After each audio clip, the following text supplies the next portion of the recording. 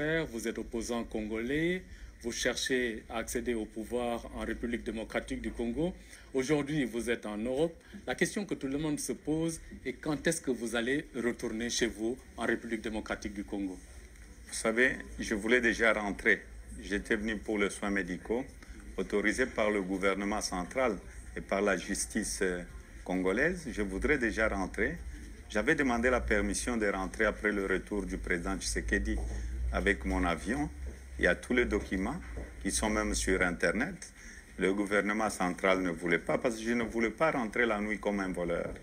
Et ça tombe très bien que je me retrouve en Europe pour plaider pour le dialogue inclusif. Mais est-ce que ce n'est pas paradoxal d'être en Europe au moment où il y a la tension dans votre pays, il y a des morts, l'opposition se bat sur le terrain et vous êtes en Europe, c'est pas paradoxal? Nous avons aujourd'hui une opposition soudée et unie, le rassemblement de l'opposition. Il y a des gens qui sont là pour faire la diplomatie, il y a des gens qui sont au pays aussi pour encadrer nos militants, pour des marches pacifiques. Si je suis en Europe, c'est pour aussi contacter plusieurs personnes, plusieurs États, pour demander à ce qu'on puisse avoir le dialogue inclusif et non pas le monologue qu'on organise à Kinshasa pour éviter le bain de sang. Il y a eu beaucoup de spéculations autour de votre personne. Certains ont dit que vous avez été victime d'empoisonnement, que vous êtes parti en Afrique du Sud pour vous soigner. Qu'en est-il exactement? Est-ce que vous pouvez édifier l'opinion publique nationale et internationale? Quand j'étais convoqué au parquet chez nous pour aller témoigner, on m'a accusé que j'avais recruté 612 mercenaires. Malheureusement, à la fin, c'était une seule personne. Une seule personne. Et la seule personne qui était là a été libérée. J'étais à la première audition pacifiquement. Je n'ai pas quitté le pays. Je n'ai pas fui le pays. Ces jours-là, tout s'est bien passé. Il y a eu plus de 15 000 personnes à la première audition. À la deuxième audition, il y avait plus de 30 000 personnes. Et la troisième audition, il y avait plus de 100 000 personnes. C'est là où j'ai été agressé par des policiers cagoulés. Les images existent. J'ai été piqué, j'ai été torturé et j'avais des problèmes graves. Je pouvais mourir. Dieu merci, le bon Dieu est là avec moi. J'étais dans un hôpital à Lubumbashi. Et mes médecins ont demandé à ce que je sois transféré à l'étranger. Il n'y aura pas d'élection, disons, l'année prochaine. La commission électorale a décidé de repousser pour des raisons, entre autres, liées à la nécessité d'une refonte du fichier électoral. Quelle est la meilleure stratégie aujourd'hui pour faire partir M. Kabila du pouvoir, si c'est tenter votre objectif? Vous savez, nous allons respecter la Constitution.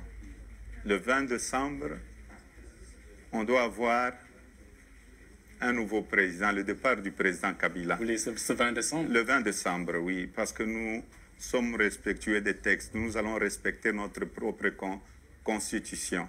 Vous aviez vu le 19, quand la CENI n'a pas convoqué l'élection présidentielle qui est dans la Constitution. Le seul calendrier qui est dans la Constitution, c'est l'élection présidentielle. Le pouvoir a encore tué la population. Il a tué plus de 100 personnes.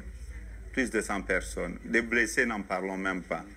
Alors, la CENI nous dit aujourd'hui, il nous parle de 2 ans pour la refonte du fichier électoral, mais nous ne sommes pas d'accord. L'OIF est passé, il y a de cela une année et demie, l'OIF parlait de la révision partielle du fichier électoral, où on devait enrôler les jeunes majeurs, les gens qui sont décédés, tout ça, et les élaguer de la liste. Et tout cela pouvait se faire dans les 6 mois maximum.